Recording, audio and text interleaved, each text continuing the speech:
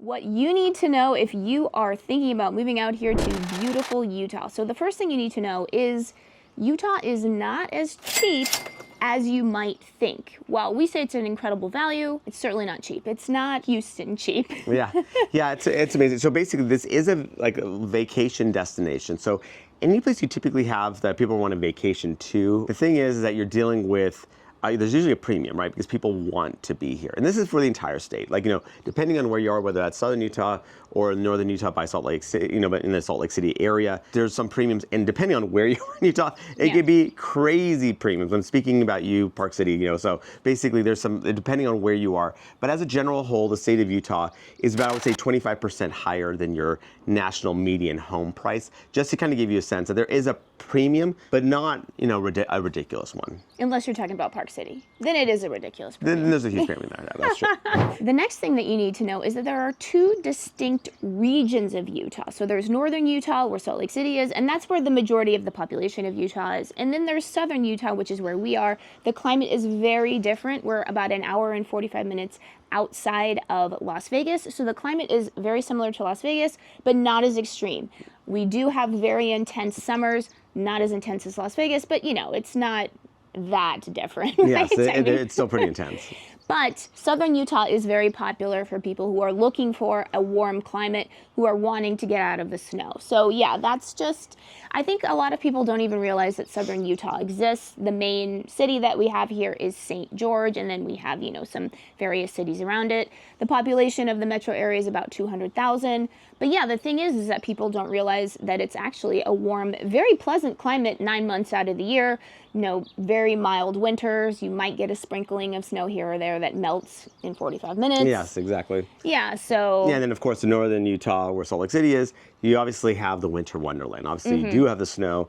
You do have the summers are a bit more mild, certainly, than southern Utah, but the winters are definitely more harsh than southern Utah. So it's kind of like, well, what are you looking for? Are you more warm-blooded or cold-blooded, or what are you looking to do? Because actually, I remember when we were moving out here, people into southern Utah, I said, yeah, we're moving to, St. George, Utah, and they're going, oh, wow, it's going to be cold out there. And I'm like, actually, it's really not even close. Like, it's completely different, but people kind of hear Utah and they have a certain sense of what they think that might be. So before we continue, let's introduce ourselves. I'm Sean Dazad. And I'm Courtney Dazad. And I'm a licensed real estate agent here in the state of Utah. So if you're watching this channel, you might be thinking, wow, Sean, I love Utah. I love the outdoor activity. I love the year-round activity. I can't wait to move it here now. The problem is I'm not local and maybe even out of state, so I don't know what to do. And I totally get that. And that's why when you reach out to us, because we have a team of over 40 years of experience here in the state of Utah, so we know all the nooks and crannies, and we can help you out with your real estate needs. So what you would do is give us a call or shoot us a text. Yes, that number is a cell phone, so you can call us or text us, or you can use WhatsApp if you're outside the country. Yeah, and then another thing too is that the altitude here is lower than Salt Lake City. We're at about 2,700 feet. Salt Lake City is, about mile high, depending on where you are. I mean, Park City is higher. A little bit higher than mile, yeah. Yeah, so altitude can have an effect. I mean, I notice when I'm at higher altitude, it takes me longer to recover from workouts. I know if, some people, they might have a heart condition or something, so they don't want to be at altitude. So that's another thing to know about the difference between northern Utah and southern Utah. And then another thing that you need to know specifically about northern Utah is that during the winter, they do have what is called inversion. And that basically, because of how, the weather events are happening, and because it's basically a valley where most of the population is. About 90%, roughly. About 90%. Of course, Park City is out of this. Probably another reason why it's so much more expensive is that they have, it's basically pollution. The pollution gets trapped and it stays there until there's a big storm or rain or whatever it is that's getting it out. And so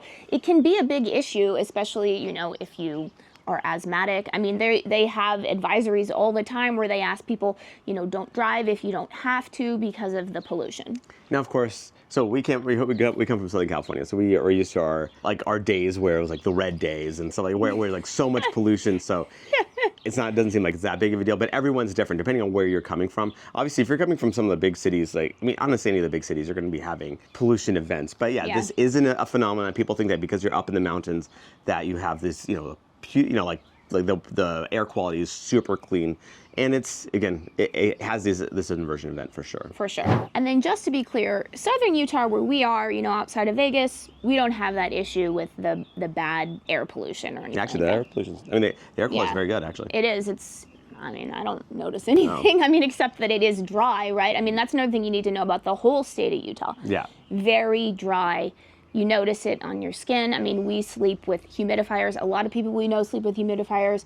Even depending on the house you buy, there can be houses that come with basically humidifiers. Yeah, like a central system, yeah. Throughout the whole house. I mean, it is, you notice it for sure. Yeah, towels get dry really, really fast here. But the nice thing about the dry heat is that at least it's dry. When in the summer, it does get hot. I mean, there's no question. But I think because of the lack of humidity, the hot comes and then it goes. So it's not like this thing that lingers deep into the night. Like, so some places, like, if you're talking about Florida or Texas, you can't escape the heat. The heat is there perpetually in the middle of summer. Whereas in, let's say the southern Utah region, what's nice about it is that your mornings are actually pretty pleasant. Yes, it gets hot midday for sure, but then the evenings get pleasant again. So at least there is some, and you can work around it as far as, especially if you want to do outdoor activities, you can work around even the hottest days of the year. Yeah, and we just want to be clear about the extreme weather throughout all of Utah. I mean, obviously in northern Utah, you have those, extreme winters, although this winter actually wasn't that bad, but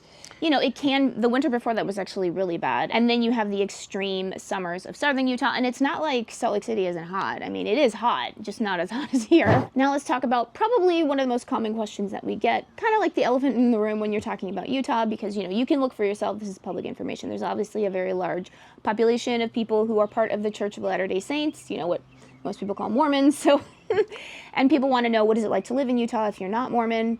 In our experience, I've found that it's honestly just not even an issue. Like, nobody cares, really. I mean, obviously this is anecdotal, but that's truly what I've found, is that no one cares. Yeah, it seems like people are pretty, again, very neighborly. So you get, I'd say more than anything, it's more that Midwest vibe, like that neighborly vibe that you think about with the Midwest. I always relate like that this area is like the farthest west Midwestern area, because you just kind of get that, that charm of like the Midwest, but without having to be in the, right in the middle of the country. Yeah, and I think people think, oh, can you make friends with people if you're not a member of the dominant church? Yes, I mean, we've found it doesn't matter. I mean, we have friends that are part of it, that are not. It truly just doesn't.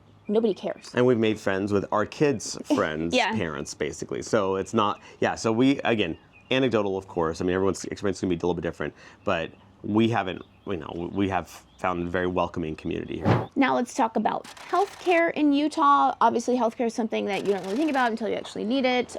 Utah ranks very highly for healthcare, depending on whatever list that you are reading. Sometimes you can look at U.S. News and World Report or Wallet Hub, and they tend to rank the healthcare based off of access as well as outcomes. So that's one really nice thing actually about Utah. Yeah, and this is the whole state too. So this is whether you're northern Utah or southern Utah.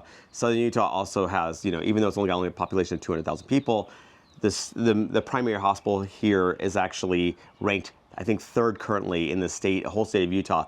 And that actually, it fluctuates between second and third. So healthcare is fantastic here. Yeah, and then sort of going along with that, education is another thing that's very highly ranked for the state of Utah as well. So, and we always preface it by saying that, if that's something that's important for you, of course, you want to look at the various resources that are there, like, a couple popular websites are like niche.com or greatschools.org. Of course, besides those ranking sites, what you want to do is interview those schools, actually talk to the administrators there to make sure that you're comfortable with, what your little pupil might be doing. Now let's talk about another thing that Utah ranks very highly for, and that is economy. Depending on whatever list you're looking at, it's very business friendly here, very good environment for entrepreneurs. And then depending on where you are in Utah, obviously in southern Utah, we don't have the really vibrant economy that the Salt Lake City area has. Yeah, it's not nearly as diverse, for sure. Yeah, where you're getting those high-paying jobs, Or like a Silicon Valley-esque kind of, like I know that Salt Lake City area, you do have, again, a huge tech hub that's over there too. Yeah, I mean, the tech community in Salt Lake City is just booming. So, yeah.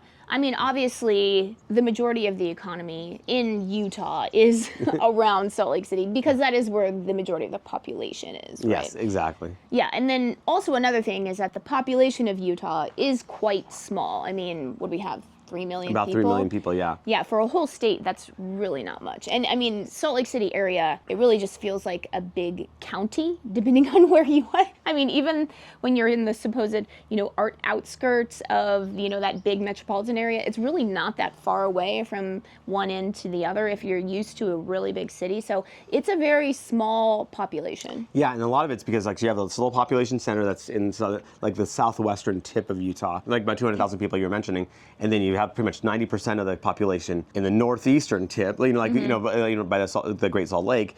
So between there's just a whole lot of nothing. There's just really not much going on there. Yeah, it's kind of weird because actually between here, which is very beautiful, and then between Salt Lake City, which is very beautiful, you have just flat nothingness. It's kind of weird. You kind of just go drive up to Cedar City, which is about 45 minutes from us, and then it's just flat. And well, actually, our business partners, right, they were telling us how that drive to Salt Lake City isn't the most picturesque. It's actually nice getting to Cedar City, which is about beautiful. 45 minutes away. Yeah. But beyond Cedar City, it's not much to write home about. It almost reminds me of Texas, where it's just this plains, right? Grass plains. Just keeps going. Just keeps going. It's just nothing, and it's not really nice to look at either. Yeah, exactly. So another thing to know about the whole state of Utah is there is a lot of new construction available. So if that is something that you want, that's definitely available here. Yeah, for sure. That's throughout the entire state. I mean, it's booming. Lots of new construction, and we always kind of say that whether you decide to work with us or someone else, make sure you have representation. Make sure you have an agent that's looking out for your best interest. Because if you just go into that sales office for any of these developers, the problem is that they're all working for the developer. They know where their bread is buttered. So they're gonna look out for the developer's best interest. Our best interest is looking out for you. We have a fiduciary relationship to you. So we wanna make sure that you're comfortable, because if this one doesn't work out, we're gonna try to get you into something else. But we wanna make sure that the builder is following up, making sure the timelines are being kept on track, as well as making sure whatever they promise to do as far as any sort of change orders or upgrades to the property or anything like that, that's all being fulfilled. Another question that people have for the whole state of Utah is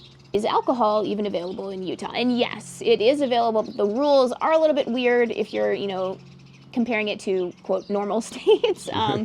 You can't buy anything above 4% in the grocery store, including Costco, which, a lot of people, if they're going to buy alcohol, they buy it in Costco because it's got, good quality for a relatively good price. So you do have to use the state liquor store, which is more expensive. There's more taxes, and it also isn't always open. It's closed on Sundays, closed on holidays. So, yeah, and then, you wonder, well, are there bars? Are there restaurants that have full bars? Yeah, restaurants that have full bars. Are there breweries? Yes, even here in little St. George, Utah, with a population of 200,000, you have breweries, you have bars, you have, quote, nightlife. Of course, in St. George, I wouldn't really call what we have nightlife, but, downtown Salt Lake City, they definitely have. Yeah, Salt Lake City has it, yeah. Yeah, they have a nightlife, so, yeah. Yeah, so it's like any big city. They have certainly a diverse set of going out, like bars and all that stuff. So it kind of just depends on what you're looking for. But yeah, Utah used to be a dry state where it was really, really hard to get alcohol. That really loosened up when the Winter Olympics came to Salt Lake City for the whole state. And I think we're getting the games again coming up, so may even loosen up things even more, who knows. But basically, it's definitely a lot more loose than it used to be. So at the beginning of this video, we talked about how there's a premium to living in Utah. And I definitely say the reason is because it has such a great outdoor lifestyle. I mean, whether you're in northern Utah or southern Utah, you are pretty much able to do anything all year round. It's really part of the culture too. Yeah. I mean, if you actually look statistically, the people that live in Utah statistically actually live longer, and I think part of that is because people are just outdoors a lot, right? They're moving their bodies. Yeah, I mean, the people are coming here, so the premium is obviously this is a vacation destination. So why is it a vacation destination? It's not for the nightlife per se. That's, you go an hour, 45 minutes, you go to Vegas for that. So what it is, it's the backdrop. I mean, it's the mountains, the red rocks, it's whether you're in northern Utah or southern Utah, it is absolutely beautiful out here. And whether you're looking to ski, which obviously northern Utah has in spades, you have some of the best ski resorts in the world. But then on top of that, you have just tons of hiking, cycling, running. It is really an outdoor lover's paradise. Yeah, and it's such a beautiful state too. I mean, I think that's another reason, is because it is so beautiful, whether you've got the high desert that we have or just the mountains of northern Utah. you know, it's one of the most beautiful states in the United States, and the United States is a beautiful country, so. Yeah, and remember, I am a licensed realtor here in the state of Utah, so as much as we love making these videos, what we love more is to help you with your real estate needs. So whether you're looking to buy or sell a home, what you want to do is you want to give us a call or shoot us a text. Yes, that number is a cell phone, so you can call us or text us, or you can use WhatsApp if you're outside the country.